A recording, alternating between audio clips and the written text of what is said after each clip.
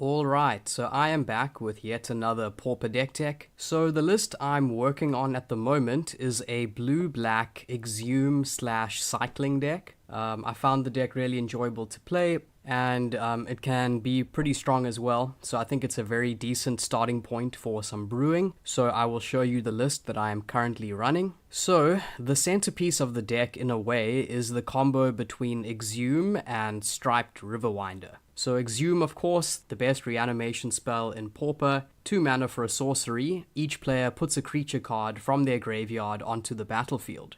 And then Striped Riverwinder is 7 mana for a 5/5 with hexproof, and it has cycling for a cost of 1 blue, so you can pay 1 blue and discard this to draw a card. So these have very strong synergy because you can pay 1, discard the Riverwinder, and then Exhume the Riverwinder.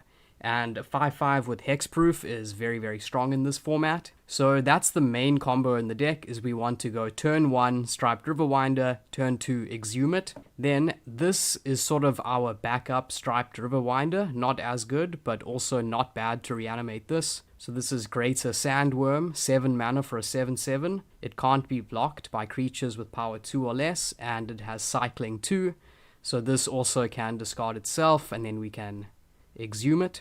So the deck plays a ton of creatures with cycling, and we want to get various benefits from filling our graveyard up with cycling creatures.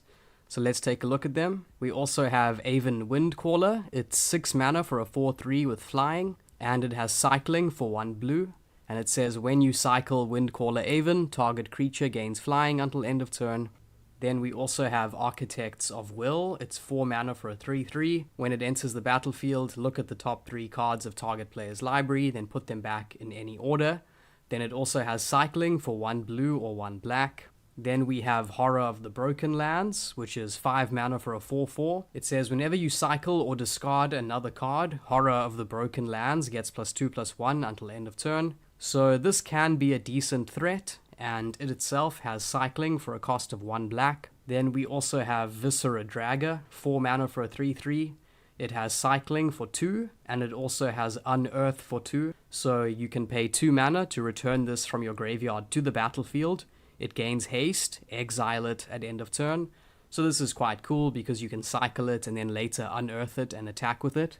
And then we're also playing 2 copies of this card, Pit Keeper, which I found to be pretty decent. It's 2 mana for a 2/1. It says when Pit Keeper enters the battlefield, if you have 4 or more creatures in your graveyard, you may return target creature from your graveyard to your hand. So obviously in a deck where we are cycling so many creatures and filling our graveyard, we often have some pretty powerful creatures to then bring back to our hand.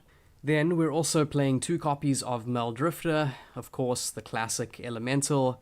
5 mana for a 2/2 with flying. When it enters the battlefield, draw 2 cards, and it has Evoke for 3. Although this is a bit of a flex spot, we could also play Mirrorshell Crab here. Right, so our main strategy is to exhume major threats, but this deck can also just beat down with creatures if it needs to. As you can see, we are also running 4 copies of Crypt Rats, which is quite important in this deck. 3 mana for a 1/1. It says pay X. Crypt Rats deals X damage to each creature and each player. Spend only black mana on X. So this can be a very good board wipe. Obviously it dies when you activate it, so yet another way of putting creatures in the yard. But this also has synergy with this card which we're playing, Songs of the Damned. 1 black for an instant. Add 1 black mana for each creature card in your graveyard. So once we've filled up our graveyard with creatures, we cast Songs of the Damned, and it produces quite a bit of black mana, which we can use to either hard cast our big threats, or we dump that mana into Crypt Rats to deal a ton of damage to our opponent, or we use it with this, Consume Spirit. Its mana cost is X and 2. It says spend only black mana on X. Consume Spirit deals X damage to any target, and you gain X life. And then we're just running a fairly standard mana base, rocking 19 cards. So I have won some games with this deck, and it looks like it definitely has some potential. It's a very fun and interesting deck. I haven't really worked too much on a sideboard because I'm still fleshing out the main board, but I thought I would just share the idea so that hopefully you can maybe do your own brewing with it, or let me know how I could make the deck stronger. So there you have it, quite a unique Exhume cycling mid-range deck.